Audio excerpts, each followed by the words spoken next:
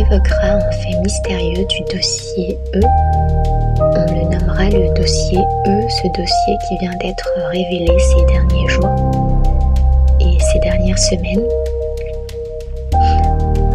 à savoir la présence du fragment de tissu, cette étoffe noire qui recouvre l'élément central, un des points clés mais pas le seul, du pèlerinage, avec dessus les inscriptions coraniques.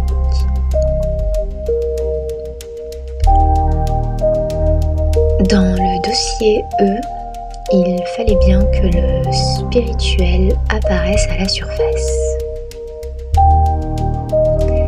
Ici, c'est donc en rapport avec la dernière révélation monothéiste, car c'est bien cela qui a été visé. C'est ce que nous montrent les échanges de mails, les conversations et les photos.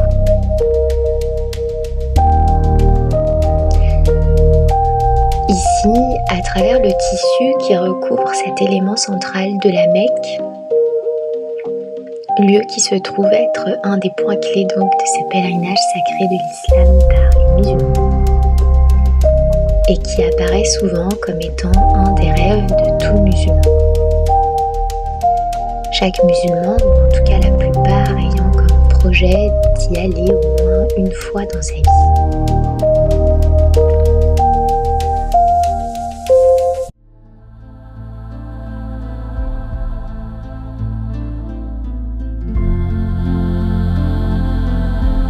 Le dossier fait apparaître des échanges et photos au sujet de ce tissu en provenance de la Mecque, lieu hautement sacré, interdit aux non-musulmans aux dernières nouvelles. Cet objet inapprochable par tous non-musulmans se retrouve donc à passer des endroits les plus sacrés au monde pour des croyants aux pires endroits du monde, là où il se passe les pires choses. On peut se demander pourquoi et quel est le sens de tout cela. Qu'est-ce qui a été révélé finalement? Et c'est cela qui sera évoqué ici.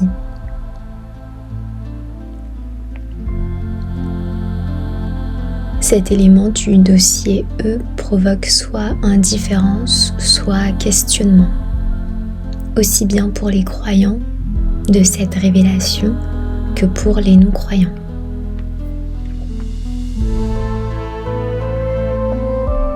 J'évoque ces deux catégories car c'est aussi de cela dont il est question ici et qui sera détaillé.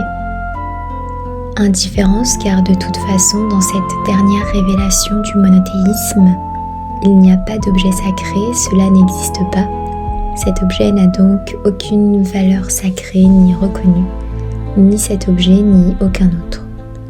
Du côté des non-musulmans, du côté des non-croyants de cette dernière révélation monothéiste, l'indifférence peut être présente aussi, ou alors le questionnement et le trouble, tout autant. On s'intéresse donc à la fois à ces deux notions, indifférence et questionnement.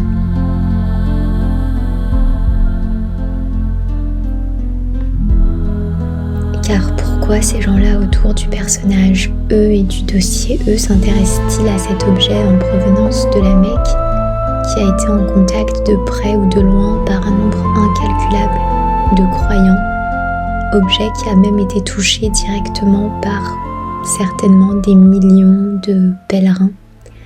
Pourquoi s'y intéressent-ils de très près comme l'indiquent les échanges à ce sujet? La réponse est très simple en réalité. Le fait même de s'y intéresser de très près montre qu'il y a un intérêt de leur part, une reconnaissance de leur part de l'aspect sacré de cet objet. Car si cet objet n'a pas de valeur sacrée intrinsèque, c'est-à-dire qu'il n'y a rien qui soit évoqué dans ce sens, et cela ne correspond pas à la philosophie de cette dernière révélation monothéiste d'aller dans ce sens, il n'empêche que cet objet, lorsqu'il se retrouve baigné dans les énergies sacrées du lieu, dans une atmosphère sacrée, purifiée, lumineuse de foi et d'adoration pour Dieu le Seigneur, de par ces fidèles de Dieu qui accomplissent un chemin sacré, sacralisé, qu'est ce pèlerinage. Alors cet objet, ce fragment de tissu se retrouve au centre de tout cela, au centre de toute une assemblée de fidèles de Dieu, au centre de tout un pèlerinage, au centre même de l'adoration.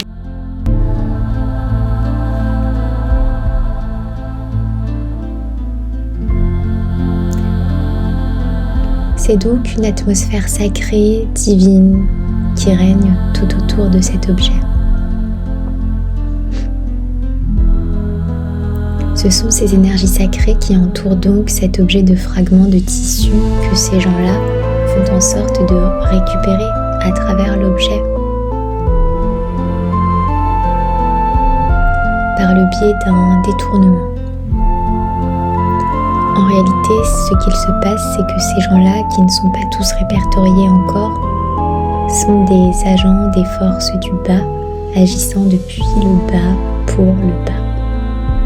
Ils ont donc une connaissance précise et détaillée du monde spirituel, aussi bien du côté du mauvais, mais aussi du côté du bon, qu'ils viennent parasiter et détourner. C'est bien pour cela qu'ils s'intéressent à un objet en provenance d'un lieu sacré d'adoration. Ils ont donc une connaissance de tous les plans, du sacré comme du contraire. Ils ont une connaissance de l'ombre comme de la lumière. Et ils savent où se situe la lumière, le divin. Ils connaissent donc la valeur et la sacralité de toute chose. C'est-à-dire que dans ce tissu, ils reconnaissent la sacralité, du moins le contact avec la sacralité de l'endroit, de la bonne foi, de la dévotion, de la sincérité, de la prière, des bonnes intentions et des intentions de purification.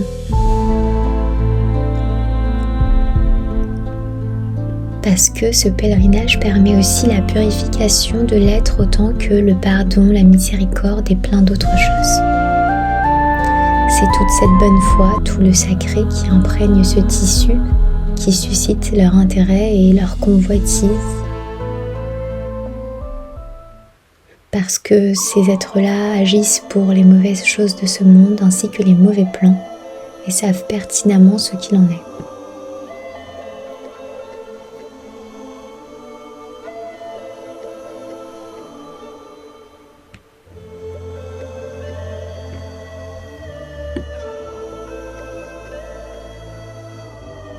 Et c'est donc tout cela qu'ils font en sorte de capter. Pour commencer, ils le profanent puisqu'ils le mettent à terre. Or, ce type d'objet doit respecter un certain emplacement et ne pas être posé à même le sol, comme on le voit dans leurs pièces, dans leurs photos.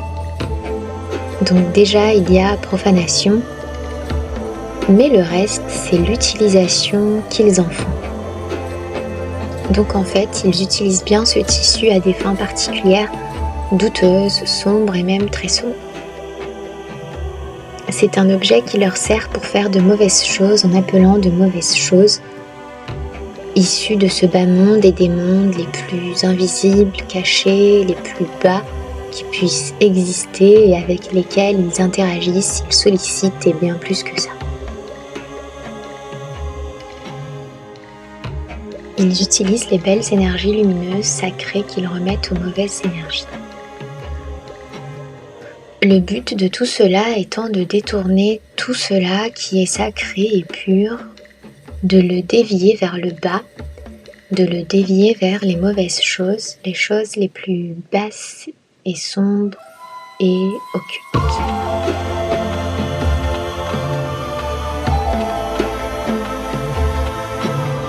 Leur objectif, leur plan est d'empêcher tout cela et lorsque cela arrive, de le détourner et de le court-circuiter.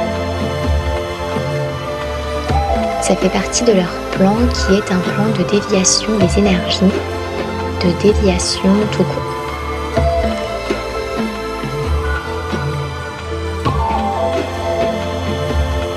Car il y a sur Terre deux forces qui sont là, celle du divin mais aussi celle des forces de l'ombre, cachées, secrètes qui sont là, et les forces de l'ombre empêchent tout cela sur Terre.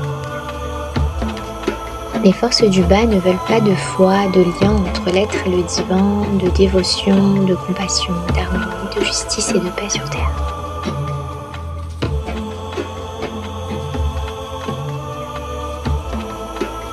Elles s'en prennent donc à ce qui représente la pureté, à savoir les tout petits qui ne sont pas encore entachés par les péchés et le monde, ainsi que le spirituel et sacré dans sa pureté, c'est-à-dire les lieux les plus spirituels, sacrés et purs. Ici, les lieux de pèlerinage qui concentrent cette atmosphère sacrée qui rappelle Dieu.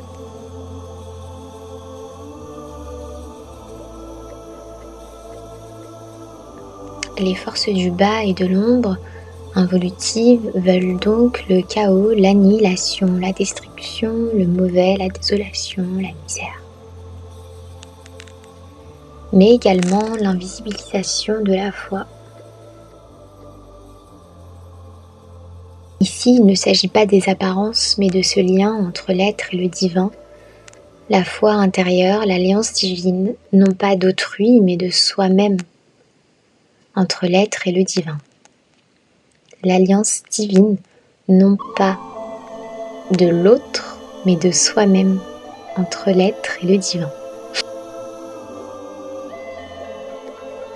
Que font-ils de tout cela et de tout ce qu'ils récupèrent?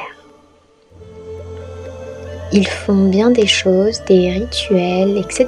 dans l'objectif d'un plan sombre qui est donc de détourner, de dévier tout cela, ce qui amène des conséquences. Au sujet des conséquences, est-ce qu'il y a réellement besoin de les citer? Il suffit de les observer.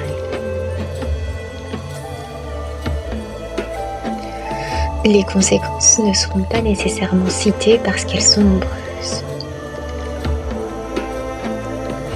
Ce qu'ils font avec tout ça, c'est fort et puissant parce que les forces du bas qui ont une certaine puissance qui leur donne du pouvoir, un pouvoir d'action sur ce qu'ils font et sur ce que cela engendre. Donc observez les conséquences que ça donne sur tout ce qui concerne cette foi en particulier, puisque là c'est de cela qu'il s'agit, sur les croyants tout autant que les non-croyants. En fait, à travers leurs agissements et donc leurs rites sombres dans lesquels ils utilisent des artefacts venant de lieux sacrés, ils créent un étouffement de cette dernière foi révélée. Ils créent une indifférence envers cette dernière foi et cette dernière révélation et ceux qui sont concernés. Il crée une division que l'on peut aussi appeler séparation. Ce sont pourtant deux termes que l'on entend souvent aussi bien dans certaines religions que dans certaines spiritualités. Ainsi, ce n'est pas faute d'avoir mis en garde.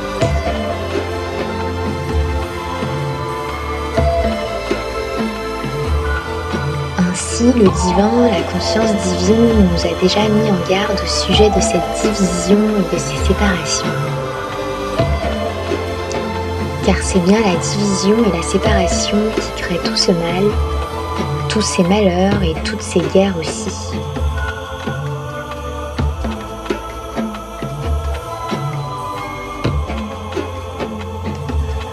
La guerre étant la conséquence de ces divisions qui mènent à la séparation. Ils créent donc des mauvaises intentions, étouffements, etc. Ils agissent depuis l'invisible, le caché, le secret, depuis les mondes invisibles. Ils pilotent les mauvaises forces, les forces du mal pour étouffer toute une foi, toute une révélation, ainsi que les messages qui vont avec, ainsi que les croyants et parfois même des pays tout entiers. Cela vise autant les croyants que les non-croyants. Il pilote aussi depuis loin et depuis le bas l'indifférence, l'absence de compassion et tout le côté sourd, muet et aveugle issu des cœurs qui ne compatissent pas et dont le divin nous a pourtant mis en garde dans les différentes révélations.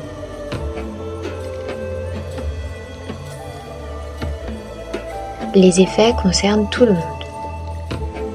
Dit autrement, le parasitage concerne tout le monde. Ceux dont on tente de parasiter pour nuire et ceux qui sont parasités pour rester en retrait, bien loin, indifférents et donc toujours dans la division et toujours dans la séparation. Ce fragment de tissu est donc pour eux, les forces du bas et du mal, un artefact qu'ils utilisent à des fins contournées, détournées, déviées, pour diffuser le trouble autour de cette dernière révélation et des messages. À travers leur manigance sur cet objet en provenance de lieux les plus sacrés, ils créent donc un parasitage de cette même révélation, de ces écritures, de la croyance et des messages. Ils envoient et programment de mauvaises choses et des mauvais plans. Il suffit d'observer toutes ces mauvaises choses qui ont été faites. Ces mauvaises choses sont des programmes du mal qui sont balancés, envoyés et captés. Et c'est comme ça que des êtres de tous bords, qu'ils soient croyants ou non-croyants, vont avoir des comportements troubles. Dans le meilleur des cas, l'indifférence face à cette foi, révélation et message, le mépris, la haine, l'incompréhension, la distance, la profanation, le parasitage, et ce de tous les côtés, aussi bien du côté des croyants que des non-croyants. C'est à chacun de sonder son cœur ici et de voir comment il se situe par rapport à tout cela. Et ce qui est fait par ces gens du bas et des forces du mal, ça ne concerne pas que ce simple fragment de tissu, ni ces pauvres croyants concernés, ça concerne absolument tout le monde. Aussi bien les croyants de cette foi, mais également les autres.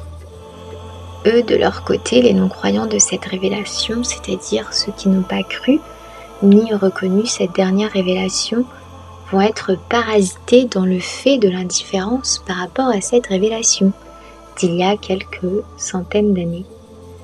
Mais aussi dans la peur, la crainte, de la méfiance conduisant à une absence de reconnaissance de cette révélation.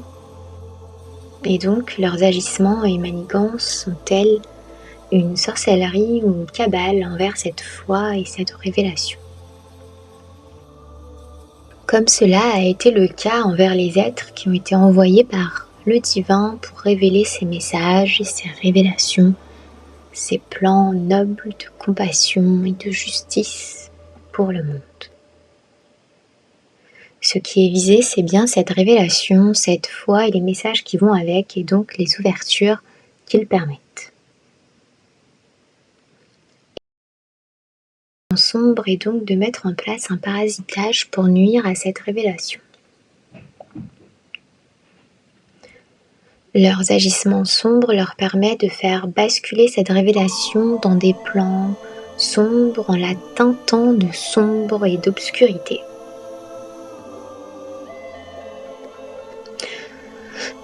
Ainsi, les êtres de ce monde sont parasités à être conduits vers deux catégories, parfois des extrêmes, que sont d'un côté l'enfermement, ou alors tout le contraire, l'éloignement, qui pousse les êtres vers l'indifférence envers cette révélation divine, le mépris, la méfiance, l'ignorance, l'exclusion, la haine, la mise à l'écart, l'éloignement.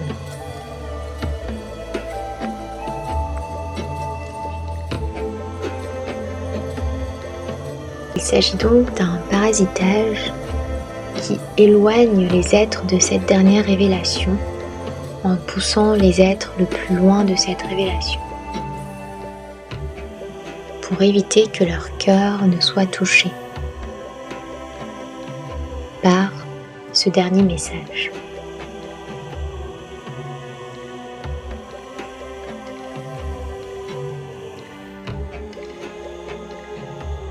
C'est ainsi que cette toute dernière révélation subit un parasitage depuis son arrivée sur Terre à travers son intermédiaire, l'envoyé de Dieu, porteur du message divin.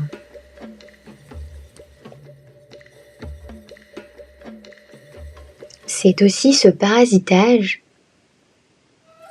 qui crée cet éloignement, empêchant l'accès à cette révélation qui fait stagner le monde. En effet, puisqu'il manque une pièce du puzzle, le monde stagne.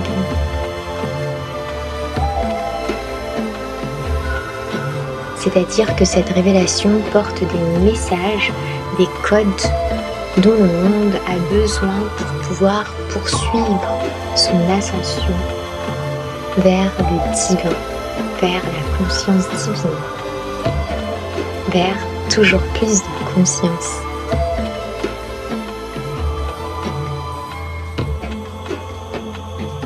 Tel qu'on peut le voir, le monde ne pourra pas faire sans. Il pourra faire semblant pendant un long moment de passer à côté, d'être indifférent ou de s'en éloigner, mais il ne pourra pas faire sans longtemps, ou en tout cas, ce ne sera pas sans conséquence.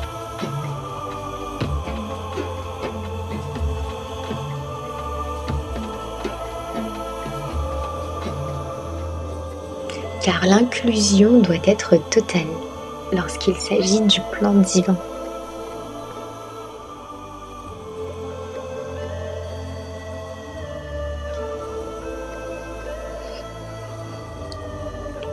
En restant éloigné de cette révélation, le message n'est donc pas complet, la révélation n'est pas complète, il manque quelque chose. C'est ce manque-là, cette révélation incomplète qui fait que le monde stagne.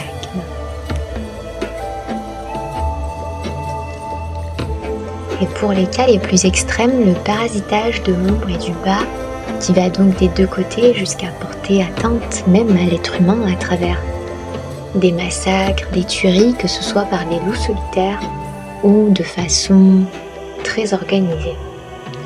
Organisée par qui ? Par le parasitage des forces de l'ombre qui pilotent le mal à travers les agents de l'ombre.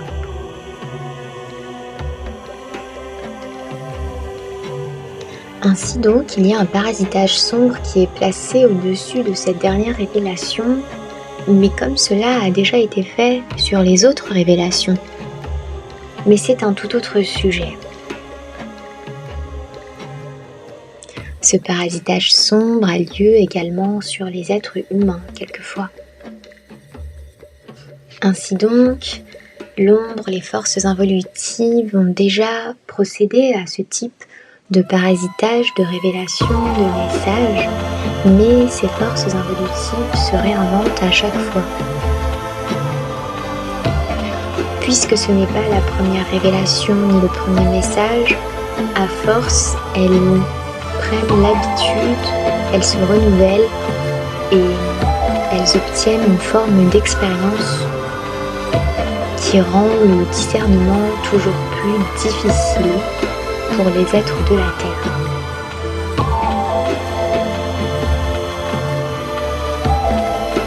Bien évidemment, ils ne sont que failles et faiblesses ici, mais ils prennent acte de leurs limites.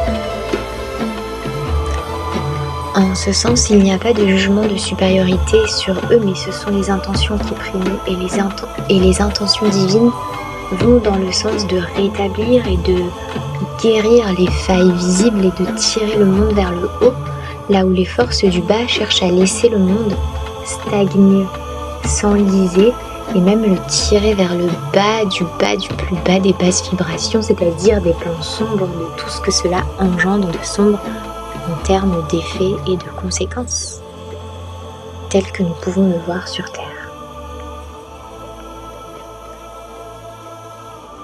Et c'est ainsi qu'ils sollicitent toujours plus les forces du bas et involutives depuis l'invisible pour le parasitage dont ils ont besoin pour apporter la nuisance et le trouble sur tout, sur tous, sur les révélations, sur les messages, sur ceux qui transmettent ce message également. Ces forces du mal et involutives sont toujours surpris par le divin et par les révélations divines dans ce bas monde. Ils se font surprendre par les nouvelles révélations qu'ils attaquent toujours et qu'ils empêchent.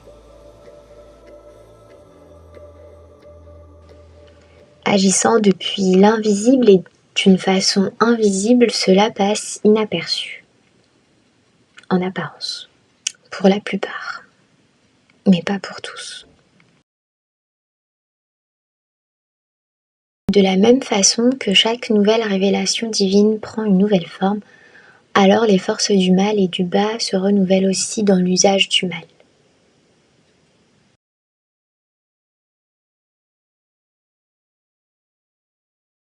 Plus il y a de révélations divines, plus les forces du bas et du mal attaquent aussi.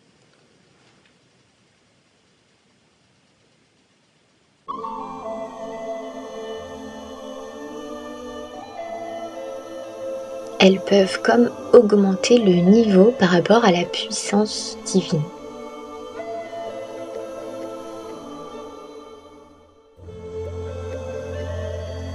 C'est ce qu'on appelle donc la guerre spirituelle. Cela n'est pas tout, mais c'est une facette de cette guerre spirituelle dont nous entendons parfois parler de façon déviée et détournée. Cela a lieu depuis les plans invisibles, mais on peut en voir des conséquences sur le plan visible.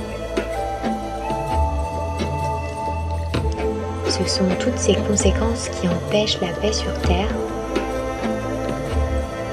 qui la font reculer, qui empêchent la paix et la fraternité de tous sur Terre.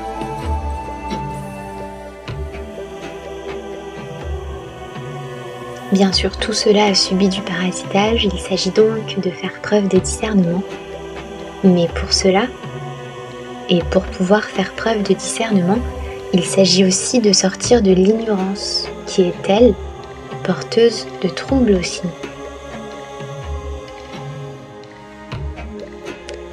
Concernant les êtres conscients de tout cela, les fidèles du divin, il y aurait beaucoup à dire, mais cela fera sûrement l'objet d'un autre partage. Revenons donc à cette sorcellerie, cette cabale faite envers cette dernière révélation.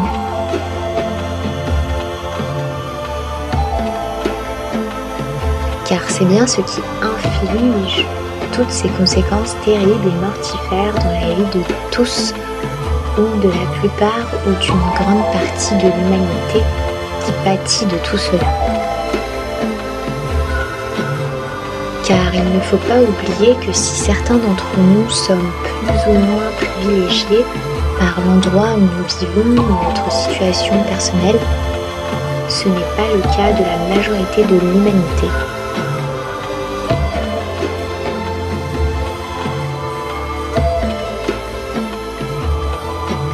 Or, Dieu ne souhaite absolument pas qu'il y ait une poignée de privilégiés par rapport à toute une humanité souffrante.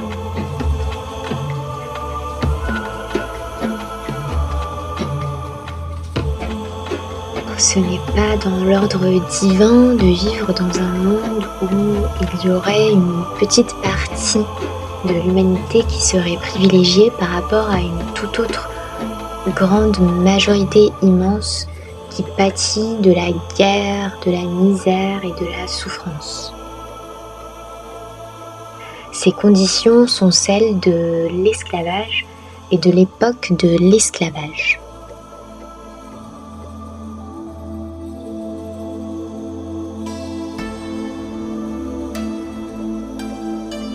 C'est bien l'époque de l'esclavage qui a mis en place ce système de privilèges avec des zones dans le monde qui seraient privilégiées par rapport à des autres zones qui ne le sont pas. Dit autrement, des zones plutôt libres, privilégiées, plus ou moins sûres par rapport à tout le reste de l'humanité qui serait pris dans les filets de la misère, de la souffrance, de la guerre, de la famine. Ce n'est pas dans l'ordre divin de continuer de vivre dans un monde pareil, ni de stagner, ni de continuer.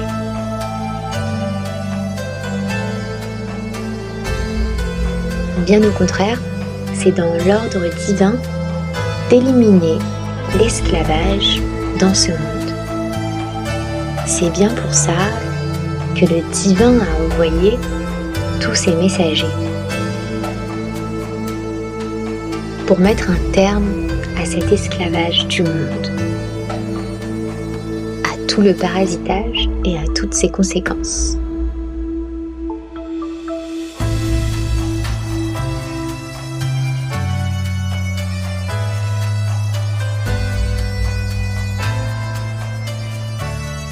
Car ce n'est pas dans l'ordre divin de vivre de façon privilégiée par rapport à des êtres en souffrance.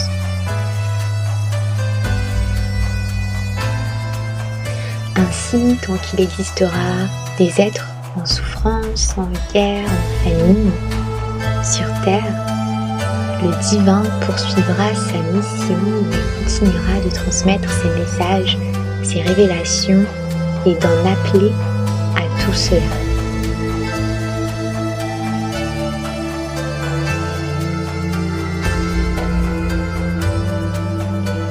Or voici que la toute dernière révélation a été parasitée pour subir une indifférence, une invisibilisation, un éloignement, une incompréhension. Tout cela est la conséquence de ce parasitage.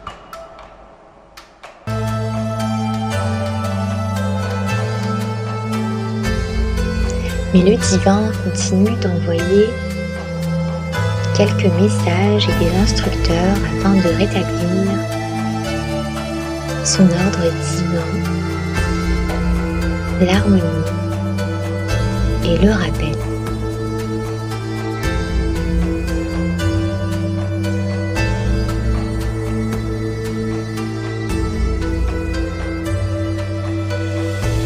Pour que cela s'arrête, à la fois l'esclavage, le parasitage, et toutes ses conséquences, il s'agit de prendre conscience de tout cela qui est. Prendre conscience de l'état d'ignorance, d'endormissement, des agissements sur Terre et d'amener l'être à la conscience de toute chose, en particulier la conscience du bien et du mal qui apportera le discernement, qui est le chemin vers la justesse de ce qui est juste et ainsi seulement de la paix sur Terre.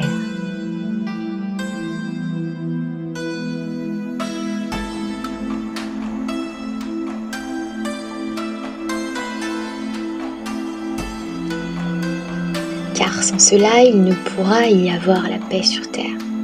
La paix sur Terre, l'harmonie est bien tributaire de la conscience de toute chose, à savoir le bien et le mal sous toutes ses formes, visibles et invisibles. L'avènement de la conscience divine dont on parle tant est bien de cela qu'il s'agit. Et bien pour cela, c'est-à-dire l'avènement de la conscience elle-même sur Terre, ce qui est donc l'arrivée de la paix sur Terre, et pour cela de sa mise en place par chacun, à travers la conscience et la connaissance du bien et du mal, qui permettra de reconnaître le divin là où il se trouve vraiment, et de ses qualités les plus précieuses et les plus divines, à savoir la justesse, la justice divine dont on parle tant et dont on a tant entendu parler, mais qu'on n'a pas encore souvent vue.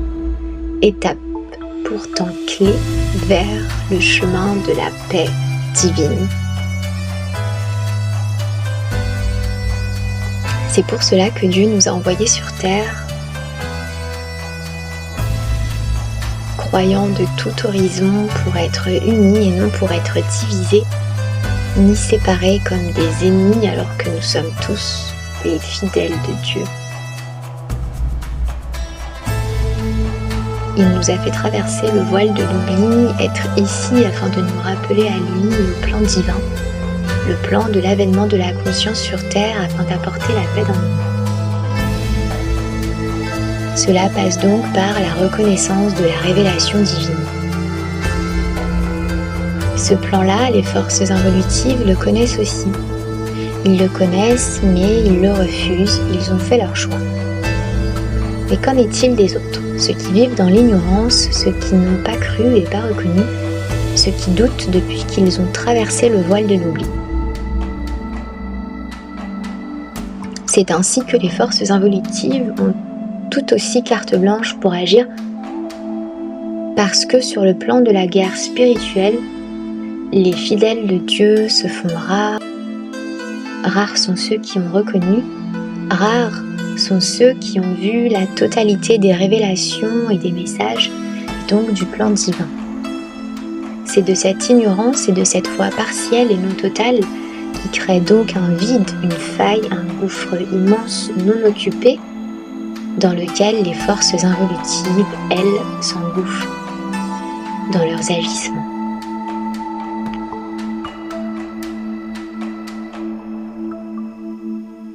C'est dans cette ignorance que les forces involutives ont toute une marge pour agir. Tant que la révélation n'aura pas été reconnue, il manquera donc un élément et le chemin sera fermé, jusqu'à ce que la reconnaissance soit juste et totale jusqu'au bout. Car la révélation est porteuse de bien des messages et des secrets de Dieu se révèlent aux êtres porteurs de foi, d'une foi aussi sincère que pacifique et pacifiée. Les secrets de Dieu se révèlent à ceux qui ont reconnu le divin là où il se trouve, partout où il se trouve. Le plan de Dieu ne peut pas être révélé à ceux qui ont une vision trouble ou partielle. Il faut que la reconnaissance soit totale pour que le champ divin puisse se délivrer. C'est ainsi que les hauts cieux du divin s'ouvrent et se révèlent, donnant accès au très haut et noble plan du divin pour notre monde et chacun de ses êtres. Ce haut plan du très haut pour la terre n'est autre que celui du plan de la reconnaissance du divin, en passant par la reconnaissance des révélations du divin qui amènera le plan de la paix sur terre, en passant par celui de la justesse, de la justice et enfin de la justice divine, dans l'objectif de la délivrance de ce monde, de ces êtres et du salut éternel tant espéré pour ce monde. Que la paix soit sur tous.